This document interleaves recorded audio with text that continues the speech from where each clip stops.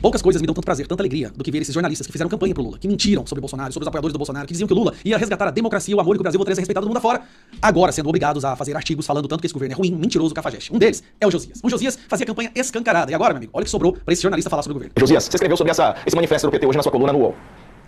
Em verdade, eles aprovaram 3 documentos, né? Um deles, esse manifesto, se dedica a suavizar os outros 2. Tática eleitoral e diretrizes para o programa do quarto mandato do Lula. E se você considera os 3 textos em conjunto, eles, na prática, expõem planos que o governo do PT não foi capaz de realizar. Então, na tática eleitoral, no programa de governo, o PT fala de Banco Central e trata o Banco Central como um bode expiatório. Defende juros de um dígito, sem falar, sem mencionar o desequilíbrio fiscal, que justifica a taxa de juros do Banco Central, segundo a ótica da diretoria do Banco Central. E no manifesto, o bode sai da sala. O Banco Central não é sequer mencionado no manifesto. Então, quando estava lá no Banco Central o Campos Neto, esse lero-lero, juros, crítica ao Banco Central, valia como um desabafo. Agora, com juros de 14,75%, e com o Gabriel Galípolo no comando do BC, nem como desabafo isso vale. E aí vem à memória o governo da Dilma, numa época em que o governo do PT cortou os juros para um dígito na marra. Deu inflação, recessão e mais juros. No manifesto, o PT defende a reforma política eleitoral, com fim das emendas orçamentárias. Desde que chegou ao poder, em 2003, o PT fala em reformar a política.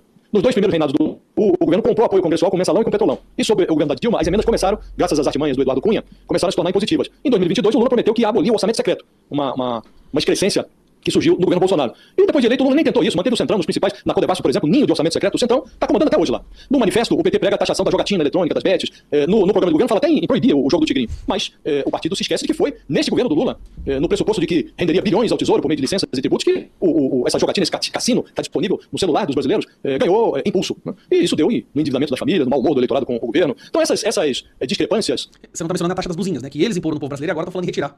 Diego, mostram que o partido não conseguiu mostrar algo que seja sedutor para essa campanha. O que é que o PT tem a oferecer? Aí vem com a reforma do judiciário, num documento... O problema do judiciário foi feito pelo PT, mas agora ele quer vir com a reforma. Rosna para o Supremo, diz que é preciso acabar com a promiscuidade entre juízes e empresários. No outro, no manifesto, esse que é o documento mais enaltecido pelo partido, aí fala de uma reforma do judiciário, água com açúcar, para estimular a autocorreção, fortalecer o Estado de Direito. Então o partido não sabe muito bem o que quer. Daí no encerramento do Congresso do PT, o Edinho Silva, que é o presidente da legenda, disse que há um sentimento antissistema, mas que a resposta do antissistema, nas palavras dele, está na esquerda, não na direita, não no fascismo. Está conosco a resposta ao antissistema. Se você junta as presidências todas do Lula, da Dilma, o PT está dando as cartas no Palácio Planalto há 17 anos e 8 meses, agora no final desse terceiro mandato do Lula.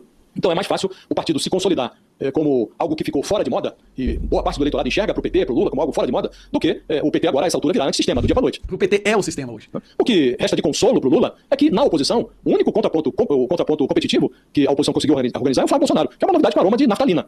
Então esse é o consolo do Lula. Agora, esse congresso do PT foi, de fato, decepcionante.